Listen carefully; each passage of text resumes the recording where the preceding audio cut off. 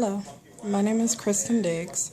This is my first YouTube video, and I was asked by several people who messaged me to put my experience on YouTube for other people to become aware of what can happen and the signs and symptoms that I went through, as well as people here at the hospital who are on the same floor suffering from the same thing.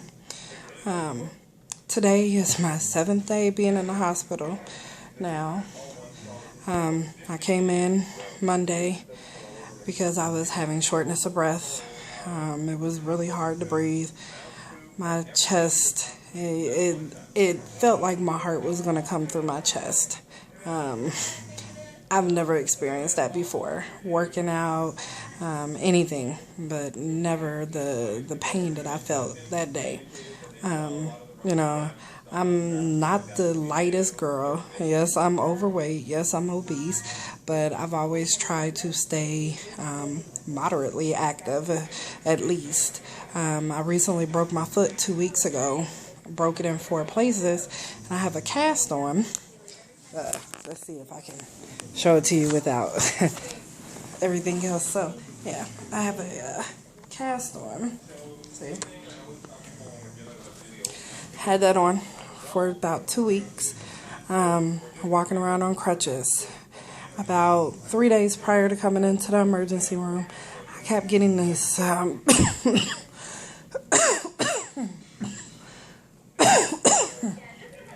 this cough, similar to what I'm experiencing right now. I would get a cough really bad. It would be worse than that. That has lightened up a lot since I've been here. The cough would be so bad so it would make my head start throbbing. I would notice that I would sit up and I would be gasping for air. I would lay down and start coughing again. So in my head, I'm a supervisor, just recently got promoted, and, I work in a call center. So in my head, I'm thinking I caught maybe a cold, the flu, and worst case scenario, maybe pneumonia, but I said I highly doubt that. So I tried to treat it myself. I had my boyfriend run and get me some NyQuil. And for 3 days, I took NyQuil as a regimen to get rid of my cough. I associated the cough with having a cold, nothing else.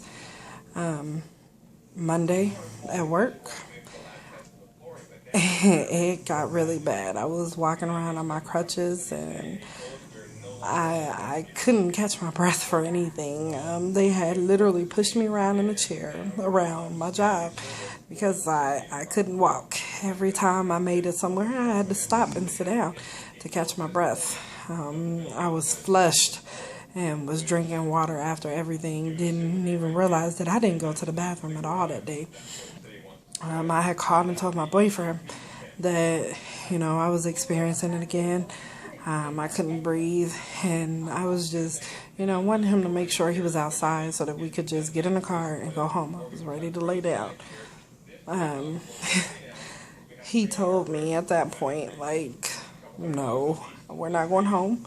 I'm taking you to the ER because this is went on too long. We need to see what's going on. I didn't even argue. I said I was tired, but I said, okay, let's go. Got to the ER at Las Colinas Medical Center.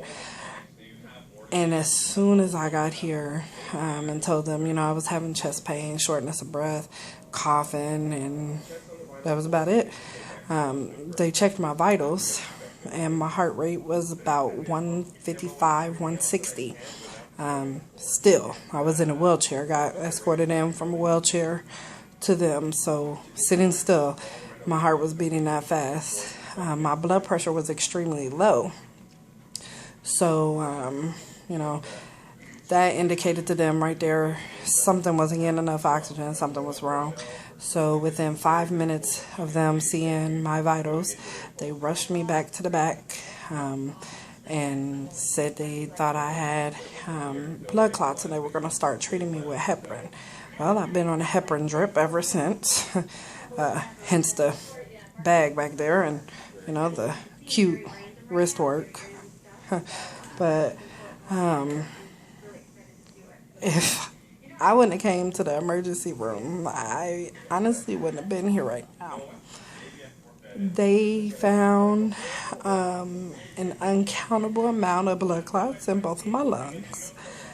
I had a blood clot that was in my leg, and I had one that was heading towards my heart, which if it would have reached my heart, I would have probably had a heart attack and died.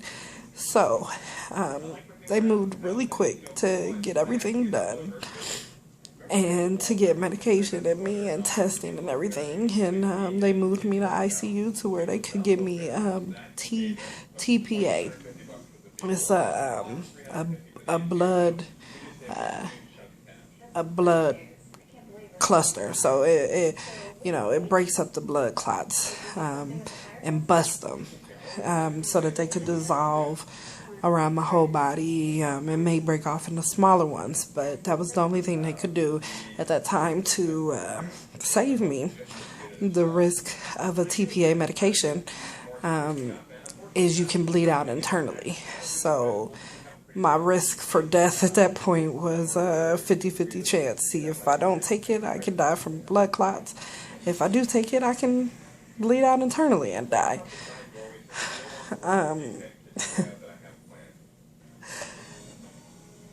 That was the worst experience of my life.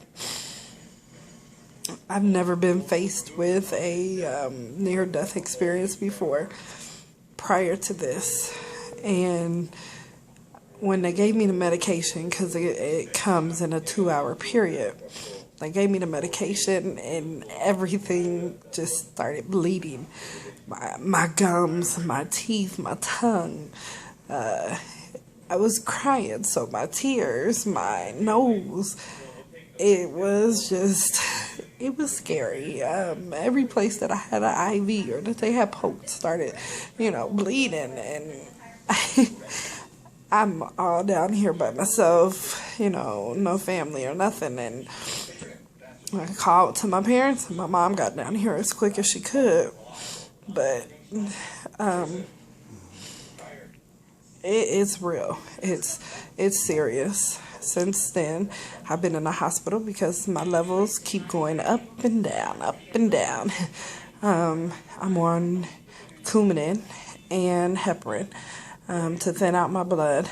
I'm therapeutic on heparin, but on Coumadin, I haven't reached 2.0 yet, which is a therapeutic level. I've been at a 1 point something up until yesterday when I was at a 1.4 finally. Then today I was at a 1.9, but then I dropped when they checked it tonight to try to let me go home. I dropped again, so they upped the Coumadin again. So now I take 17 milligrams, so it's three 5-milligram pills and then a 2-milligram pill of Coumadin to try to get my levels back up. So we'll test it tomorrow and see. Hopefully I get to go home. But this experience, without God, I wouldn't be here. I could have died in the car on the way home that night. I could have died if I went home. If I would have took that NyQuil, I would have never woke up the next day. So, the fact that I've had so much support and love from everybody, Facebook, people I know, people I don't know, family, friends, the hospital staff here has been amazing. It just really warmed my heart to know that so many people are there and so many people actually care about a serious situation like this, and that you can put away and put aside any childish, petty things that you're going through and, actually be there for somebody. I said I wasn't going to do this video because I'm like, nobody's going to listen, nobody's going to care. But I caught myself, sitting here YouTubing and Facebook and just going out there researching, asking questions, wanting answers, wanting to know if somebody else has been through this, wanting to know how they felt, what they did, anything. So I did it, and I actually feel a little bit better talking about it publicly than, just with my friends or Facebook like I've been doing. So what I decided to do is make a journal, YouTube journal of my experience and my treatment going forward, because I was told I'll be on Coumadin for 9 months to a year. So I said step by step, day by day, I'll, video broadcast on YouTube now, so that way people can know that it's a real situation. A pulmonary embolism is nothing to play with. Even a DVT. I've had both, unfortunately. And, it's just something that you want to get checked out. Don't ignore the signs. It's better to be safe than sorry. I was concerned about a job. Like I said, I just got promoted. I was concerned about how it would look if I missed a day losing my promotion, because I haven't missed one day, even with my broke foot. I haven't been late. I've been serious about my promotion and my job, and I love what I do, and I love the people I work with. And I was just concerned about what would I look like missing a day. So many people miss days or been late, and I've been one of those consistent ones who have not. And, I wanted to keep that image. And unfortunately, if I would have had that thought process and actually went home, my job would still be there, but I wouldn't. So it took a lot for me to realize, that I need to put me first and worry about my health. So to anybody watching this, I hope, you hear and understand if you're going through the same thing or questioning whether you should go or not, go.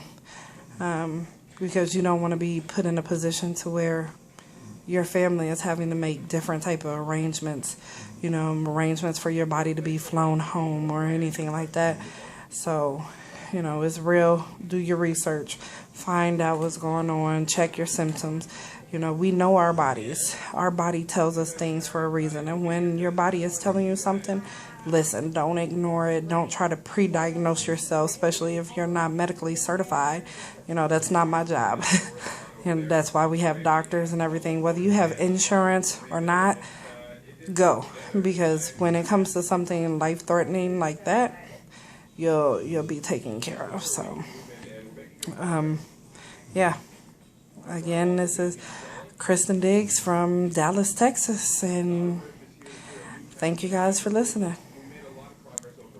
And continue to pray for me so I can finally get up out of here, and then I'll give you guys some more shows on what's going on. Good night.